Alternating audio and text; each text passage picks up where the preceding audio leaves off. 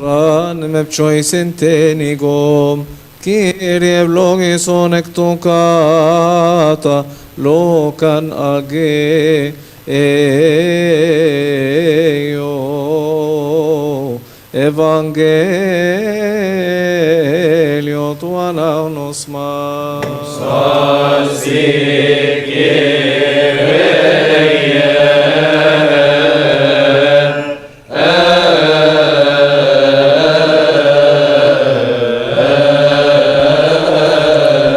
كفوا بمخافة الله وانصتوا لسماع الإنجيل المقدس. فصل من إنجيل معلمنا لوقا البشير التلميذ الطاهر بركاته على جميعنا.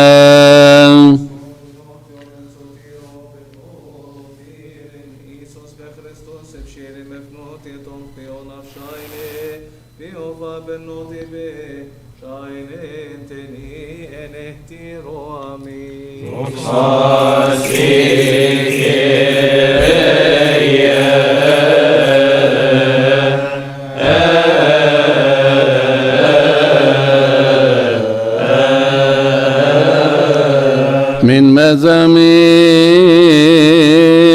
أبينا داود النبي بركاته على جميعنا.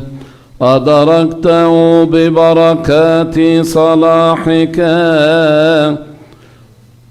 ووضعت على رأسي إكليلا من حجر كريم مجد عظيم بخلاصك مجدا وبهاء عظيما جعلت عليه الليلويا.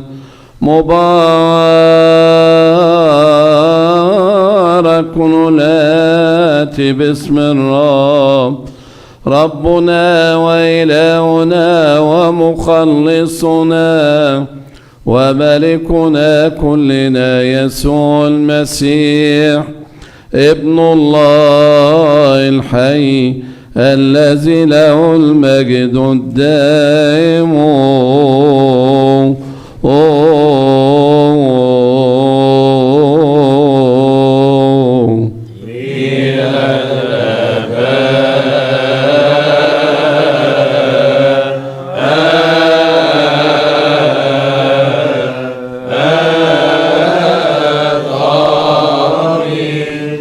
وبعد ذلك عين الرب 70 آخرين وأرسلهم 2 أمام وجهه إلى كل مدينة وموضع حيث كان هو مزمعا أن يمضي.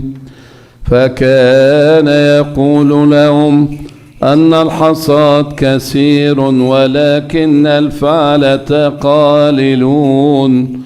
فاطلبوا إلى رب الحصاد أن يرسل فعلة إلى حصادي. اذهبوا ها أنا أرسلكم مثل حملال في وسط ذئاب لا تحمل كيسا ولا مزودا ولا أحذية ولا تسلم على أحد في الطريق. وأي بيت دخلتموه فقولوا أولا السلام لهذا البيت.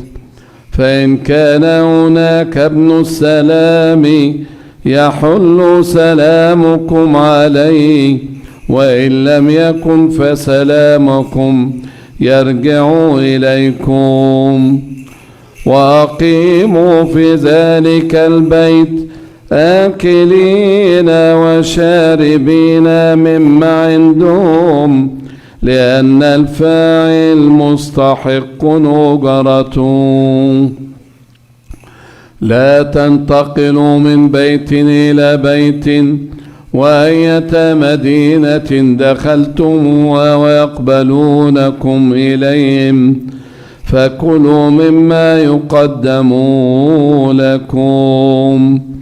واشفوا المرضى الذين فيها، وقولوا لهم قد اقترب منكم ملكوت الله.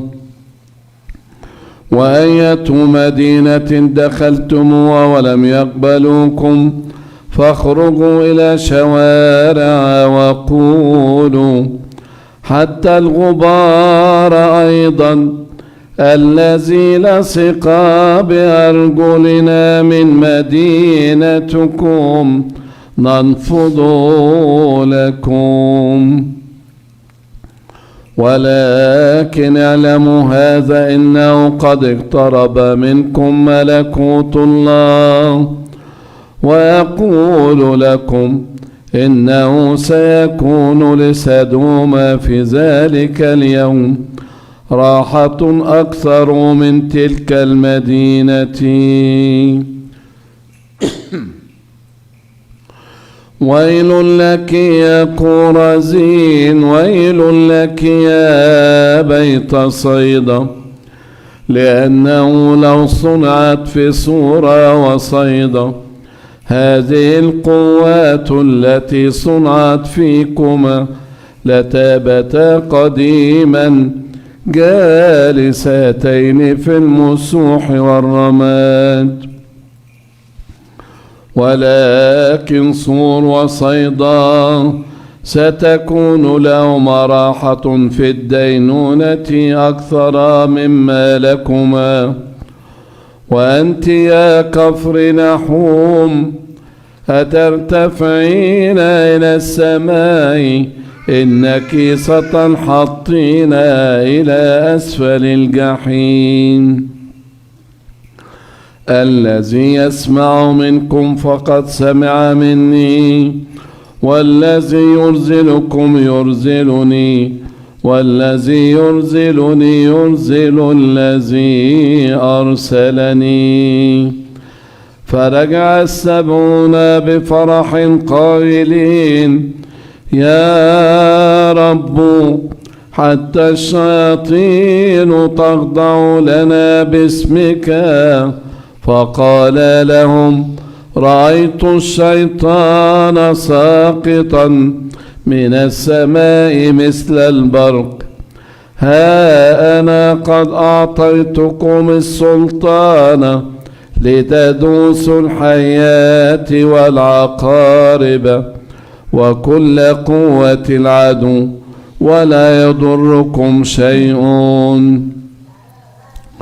ولكن لا تفرحوا بهذا أن الأرواح تخضع لكم، بل فرحوا أن أسماءكم مكتوبة في السماوات.